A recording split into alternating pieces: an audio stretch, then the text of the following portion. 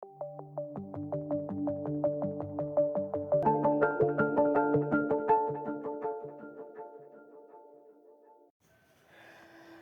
teman, sekarang kita ada di Sintang, sebuah kabupaten yang berada di sisi paling timur Provinsi Kalimantan Barat.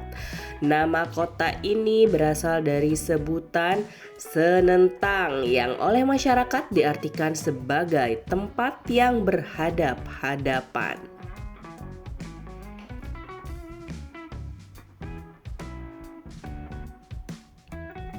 Nah, bukan kota nih, bukan tentang kotanya teman. Saya akan membagikan pengalaman berkunjung ke salah satu destinasi sejarah yang ada di kota ini. Ya, ini dia, namanya Istana Al-Mukarramah Kesultanan Sintang.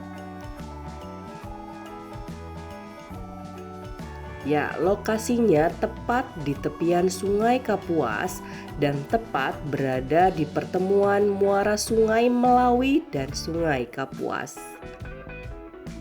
Dan istana ini berdampingan dengan Masjid Jami Sultanata yang umurnya sudah ratusan tahun. Keberadaan masjid di dekat Istana Kesultanan Sintang menandakan bahwa kerajaan ini bernuansa Islam. Oke, pemandangannya langsung sungai ya kalau dari masjid sini. Menyejukkan hati dan mata loh.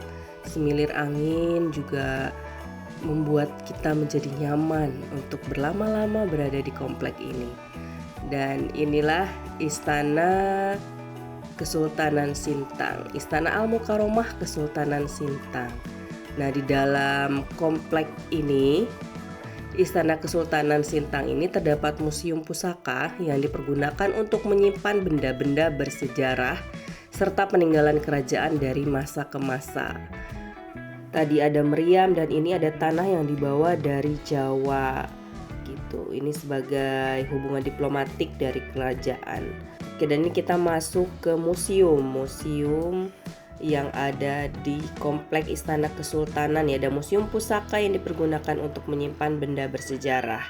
Nah, ini ada satu yang menarik nih teman, ternyata sejarah terciptanya lambang negara kita NKRI ini datang dari sebuah kota kecil ini.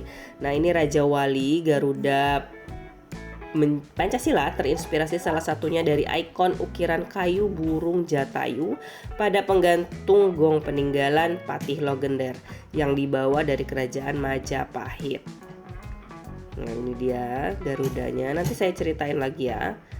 Nah, kisahnya Patih Logender berlayar dari Jawa menuju Sintang dengan membawa beberapa barang kerajaan, antara lain segenggam tanah Jawa yang tadi saya lihat, yang saya tadi ceritakan ya, sama seperangkat gamelan gitu, ada guci, ada meriam dan beberapa pusaka untuk mengajak Kesultanan Sintang bergabung dengan Nusantara.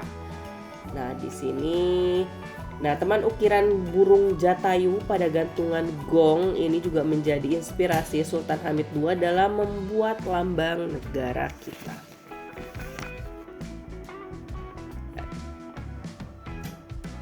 Nah, ini banyak peninggalan sejarah yang disimpan di sini.